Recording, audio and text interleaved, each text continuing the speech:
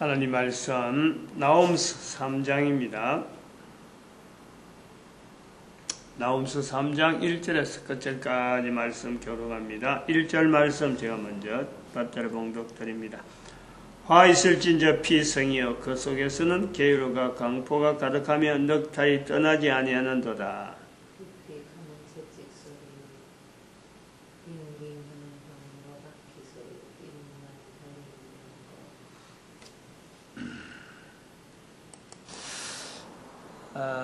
만군의 여호와의 말씀에 내가 내 대적이 되어 5절의 말씀, 이것은 그 2장의 마지막 절이면서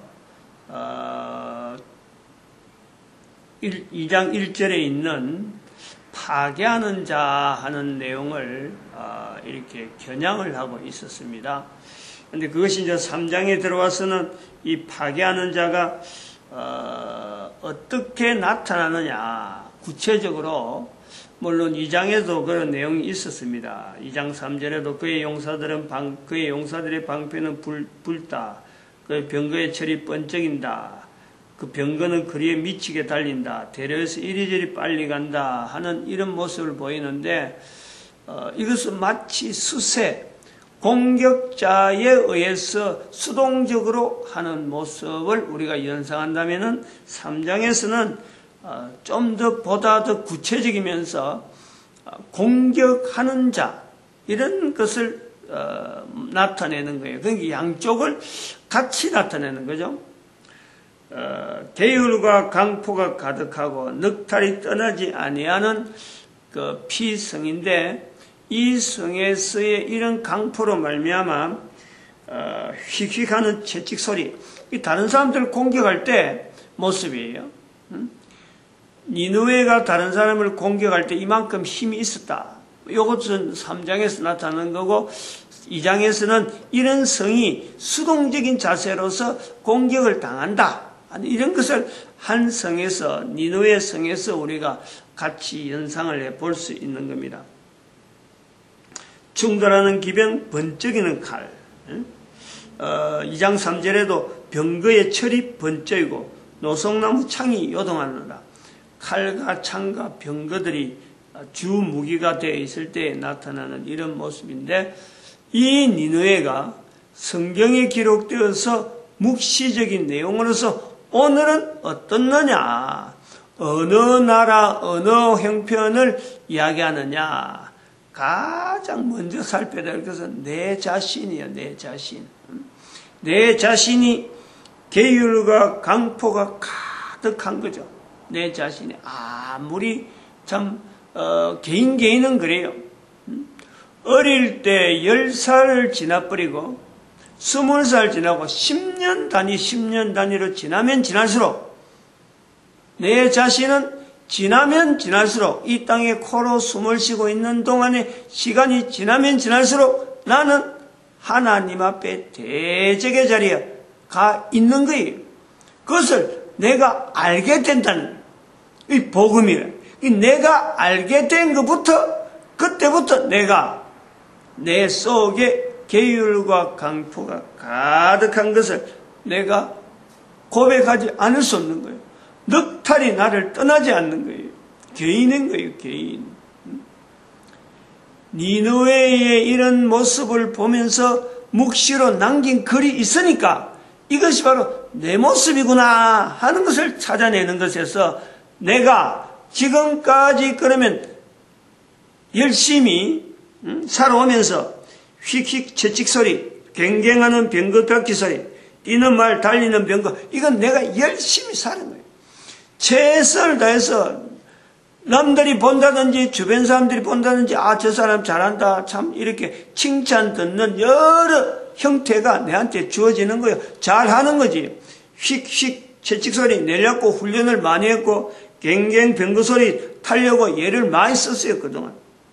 충돌하는 기병, 번쩍이는 칼을 움직이려고 훈련하지 않으면 이게 칼 같은 거라든지 병거를 어떻게 하겠어요? 내 주변에서 잘한다 하고 열심히 살아오던 내 모습이에요.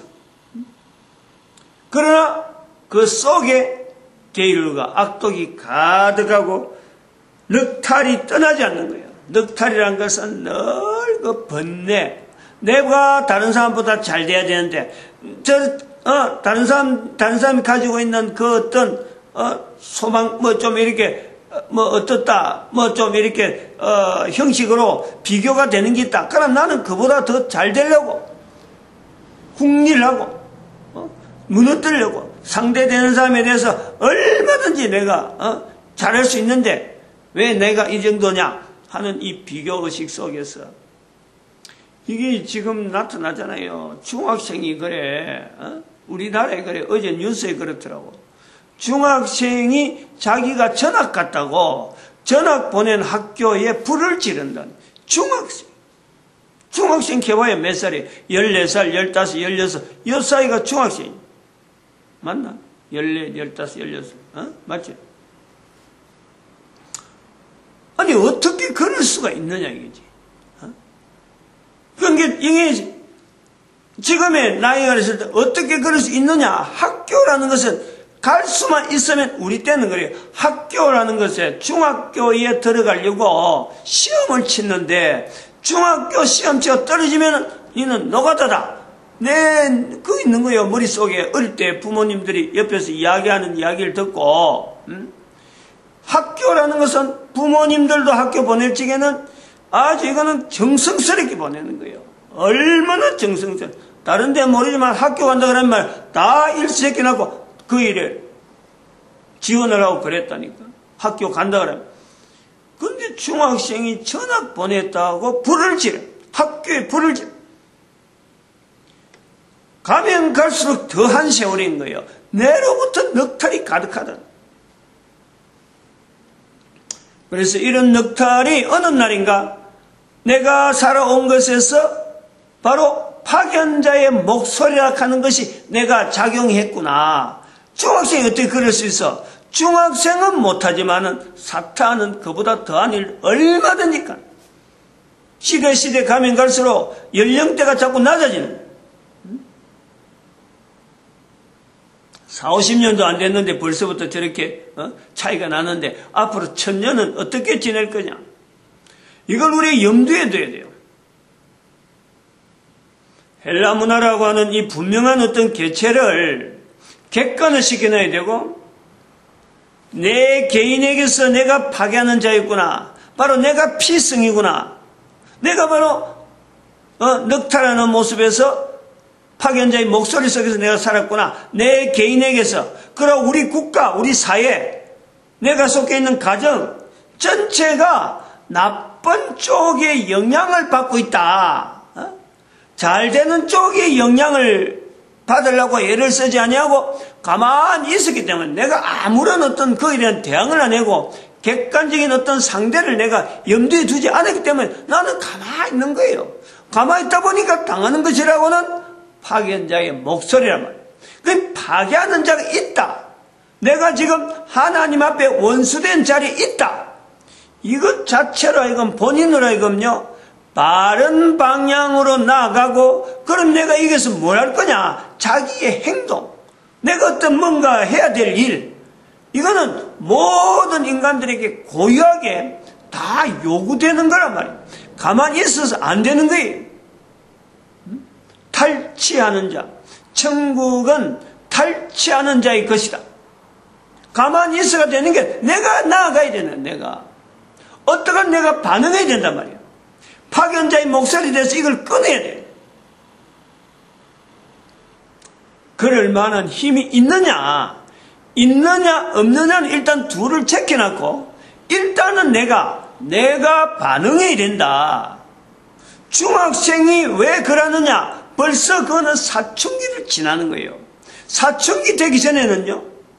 사춘기를 꺾게 되기 전에는 그렇게 다른 사람을 이렇게 공격해야 되겠다. 다른 사람을 이렇게 해서 내 어떤 만족을 채우겠다. 이런 관계 내가 어떻다는 것은요. 사춘기 지나기 전에는 거의 힘들어요.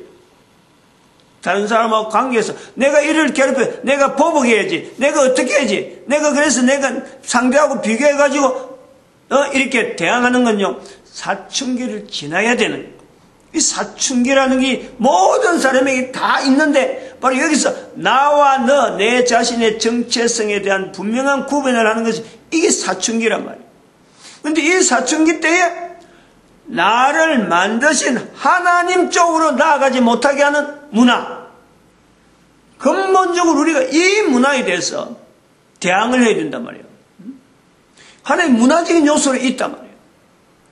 왜냐하면 왜 문화적인 요소로 가냐면 그렇게 한 나라가 있는데 어릴 때에 나이가 들어서 12살 돼간다 13살 돼간다 그러면은 이때는 이제는 분명히 나이를 딱 잘라서 이제는 하나님을 인정하지 않으면은 절대 사회 구성원으로서 살아갈 수 없는 사람으로 딱 집어가는 그런 문화가 있단, 그런 문화가 있는 나라가 있단, 그렇지 않는 나라가 있는데 그런 나라가 있다. 그 나라가 바로 이스라엘 나라, 지금도 하고 있어요. 옛날부터 하고 있던 성경이 기록되어지는 시점부터 시작해서 나이가 12살 되어지면 하나님의 아들이다.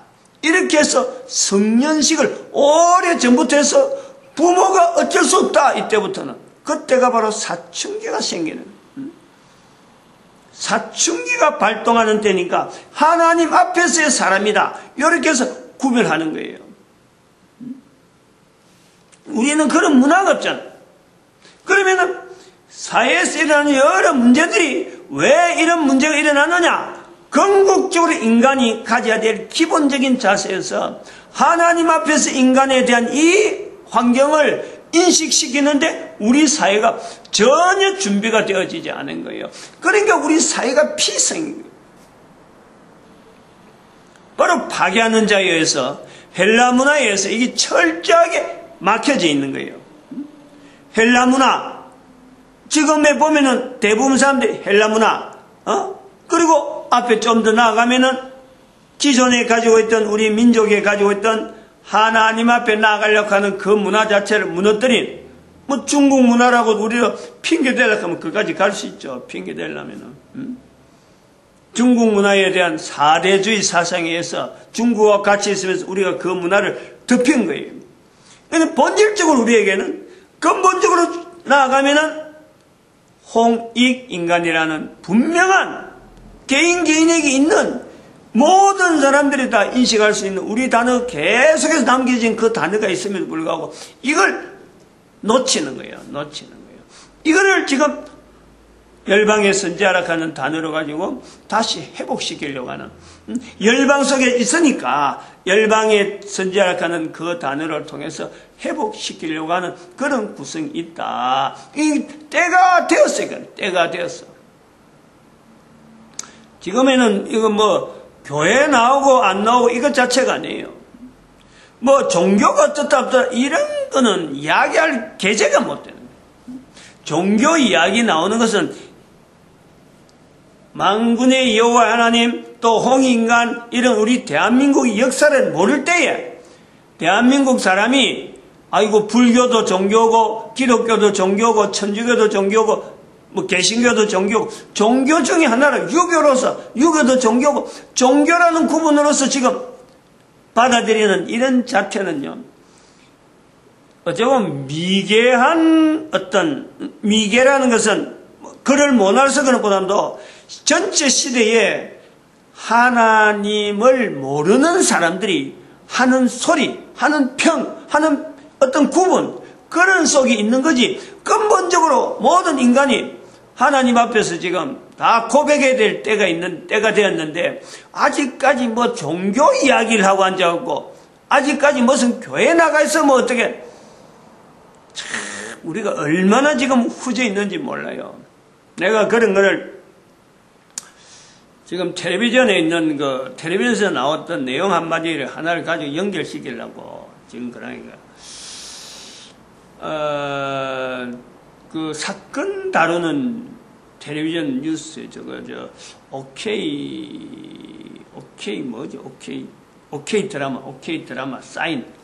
드라마 사인이라는 프로그램, 채널 이름은 잘 모르겠는데 채널 몇 번인지, 그건 여러 가지 사건을 다루는데 사건의 내용을 이제 다루는데 그 중에 나오는 내용 하나가 그래요. 엄마가 그 친엄마가 있고 이제 새로 아버지가 장가를 가서 새 장가를 가서 이혼했기 때문에 그 새 엄마가 있단 말이에요. 그 엄마 밑에 딸이 서 있어요. 딸이 있어요. 새엄마 밑에, 친엄마 밑에. 근데 친엄마 밑에 딸 서희가 새엄마한테 와서 있는데, 아버지가 데려와서 사는데, 친엄마는 강원도에 있고, 이 사람은 아마 서울 근교에 있었던가 봐요. 근데 이 새엄마가 친엄마를 애들한테 좀 이렇게 그 정신 상태가 조금 약하다 하는 그런 정신병이 있는데, 어떻게 세뇌시켰는지 친엄마를 보고도, 분명히 친엄마가 아는데, 친엄마를 보고도 친엄마를 미워한다는 표정이 나올 수 있도록 세 사람이 탁 한 곳에 만났는데, 대문 앞에서 만났는데, 새 엄마에 의해서 애들이, 그 이제 중간에 맨 마지막에 애 있는 이미 죽고, 새 엄마한테 와서 아마 애가 또 죽었는가 봐요. 그러니까 여러 가지 좀 복잡한 내용이 있는데, 제가 지금 요점을 내오는 것은 새엄마, 친엄마는 애들 소식 때문에 막 달려오고 이래갖고 한 대문 앞에서 만나는데 아버지도 중간에 있는데 이 애들 둘이가 나이가 지금 16, 17 지금 고등학교 가고 이럴 정도 된 애들인데 이런데 이 새엄마하고 같이 있다가 친엄마가 오는데도 불구하고 친엄마를 싫어하는 표정을 새엄마한테 보이면서 집으로 들어가 버리는 거예요. 그러니까 친엄마가 안 좋은 소식 듣고 왔는데 그런 행동해 보고 깜짝 놀래. 자기들이 맞으면 놀라는 거예요. 애들이 왜 저러느냐 이러는 거죠. 여기에서요 우리가 중요한 걸 내가 하나 요소를 지금 이야기하려는 거예요.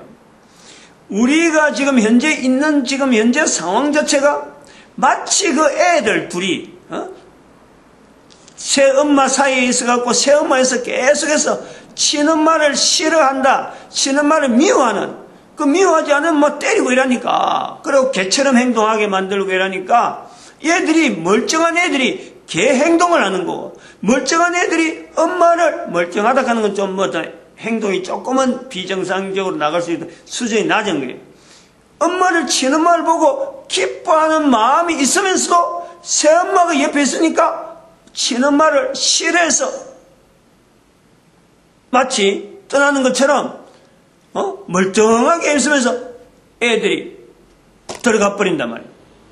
이것이 오늘날 우리 대한민국뿐만 아니고 전 인류 특별히 더 중요하게 하는 것은요, 헬라 문화에 속해 있는 서양 사람들, 이걸 구분해내야 돼요.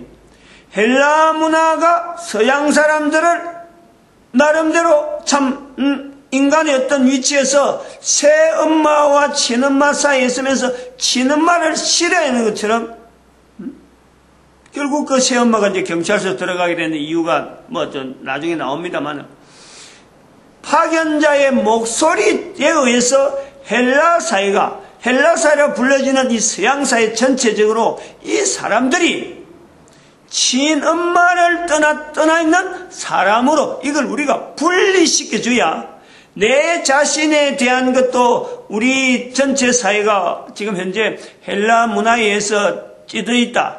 나쁜 요소에서 그런 거예요. 나쁜 요소에서.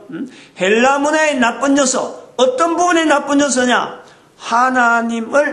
하나님의 자리에 두지 아니하고 인간의 자리와 동일하게 헬라 신화락하는 어떤 신화 속에서 신을 인간이 생각하는 신으로 만들어 놓은 이 문화가 헬라 문화인데 이 헬라 문화 속에 서양 사람, 즉 유럽에 있는 사람들이 전체적으로 새엄마의 말을 듣고 있는 파견자의 목소리에 의해서 움직이고 있는, 즉 다시 말하면 지금도 교황이라고 하는 이 자체를, 정체를 분명히 인식하는, 뭔가 어떻게 보면 거기다 신의 어떤 자리를 부여하면서 구분하는 그런 문화가 있다.